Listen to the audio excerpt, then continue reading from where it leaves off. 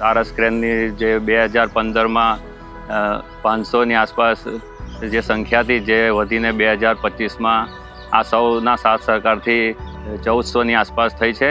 અને અહીંયા આગળ જે વેટલેન્ડ વિસ્તાર છે તેમાં આજુબાજુના ઘણા ટુરિસ્ટો પણ અહીંયા આગળ આવીને પક્ષીઓનો નિહાળતા હોય છે.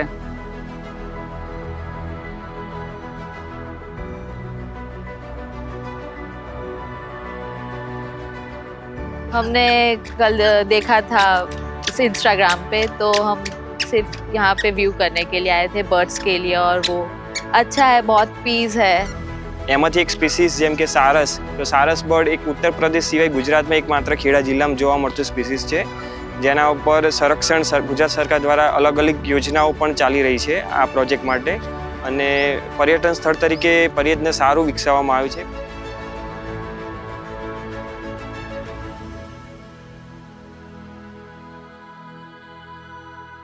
એમાં સારસનું પોપ્યુલેશન મોનિટરિંગ, એના માળાનું રક્ષણ, પછી જે સ્કૂલના શાળાના વિદ્યાર્થીઓ છે એમના અવેરનેસ પ્રોગ્રામ, સ્થાનિક લોકો સાથે અવેરનેસ પ્રોગ્રામ્સ, એવી અલગ અલગ પ્રવૃત્તિઓ કરતા હોઈએ છીએ. આના લોકો કેવી રીતે અલ્ટરનેટિવ લાઇવલીહુડ જનરેટ કરી શકે એના માટે અમે યુથને નેચર ગાઈડ ટ્રેનિંગ પણ છેલ્લા 4 વર્ષથી આપીએ છીએ, અને એમાં અમારી સાથે 40+ ગામડાના 90 જેટલા વોલેન્ટિયર્સ અમારી સાથે જોડાયેલા છે.